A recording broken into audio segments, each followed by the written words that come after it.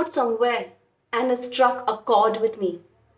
Self-doubt kills more dreams than failure ever will. Hello everyone, my name is Shah. I'm a first-time TEDx speaker. Actually, this is the first time I'm ever speaking about my ideas and life on such a large platform. I'm here to share my experiences about my journey from Bangalore to Turtuk, Ladakh. Turtuk is the northernmost village of India situated in the Ladakh region, 205 kilometers from Leh and the closest village to the Indo-Pak border. 2.5 kilometers to be precise from there is my home, where I run a little primary school for the children of that region. So much to share, so much to talk about. How did I reach the highest point, not just on the map of India, but also my life? Sounds divine, but it was a tough ride.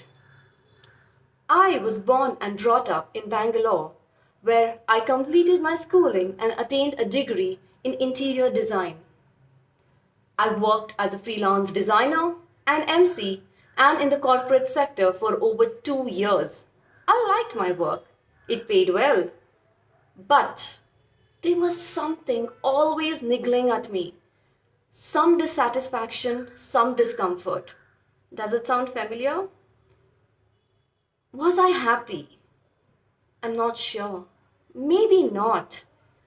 I was too young to understand this emptiness within me.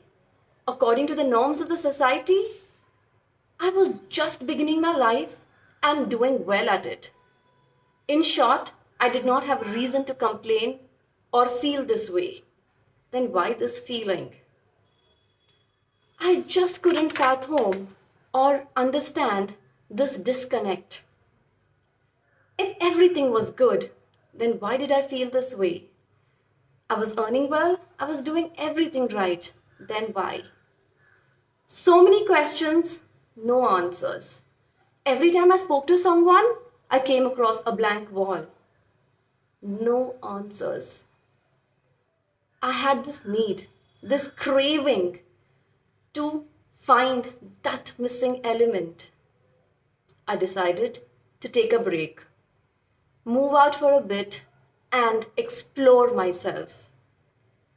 There was this desire to reach out and work with children, which was stronger than ever before now.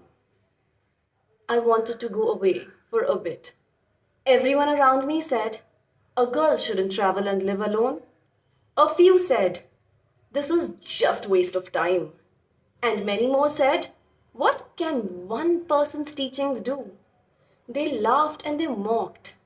But my parents said, if this is what you want to do, if this is what makes you happy, then do it. I just went for it. And just an idea back then later shaped my life. The minute I felt that this change was doable and had to be done, everything just started feeling easy. I felt a weight being lifted off my shoulders. I first started as a volunteer at a wonderful school in the mountains of Doda, which changed everything for me. I absolutely enjoyed and loved being around kids, teaching them the very little I knew and learning so much more from them. I learned how to live a life with just the basic necessities, and it just seemed so wonderful. I absolutely knew that this is something that I'd want to do for the rest of my life. I wanted to be around kids. I wanted to teach. I had now discovered my inner passion. With this passion of mine, I then moved to Ladakh to volunteer at a winter tuition program in Turtuk. By then, I would already receive messages from friends and family asking me to return back to the city and get a real job. But I had already found my real job. I was finally at peace. I was happy. and every day seemed so satisfying. What more could one want? And the minute I reached Turtuk in Ladakh, it was a little frozen village with kids running all around me.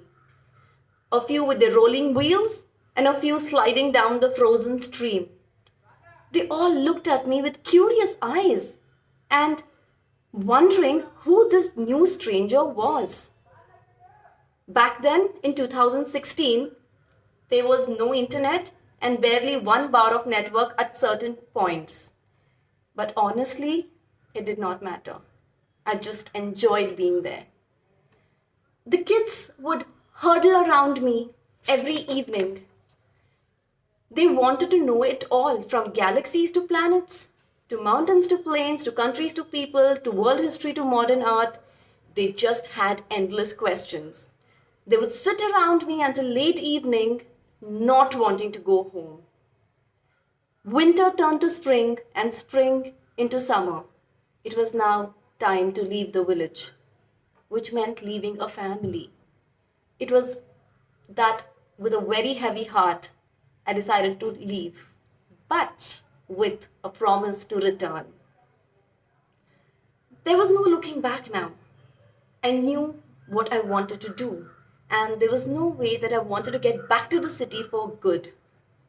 That was a very big decision, which meant compromising on my financial security.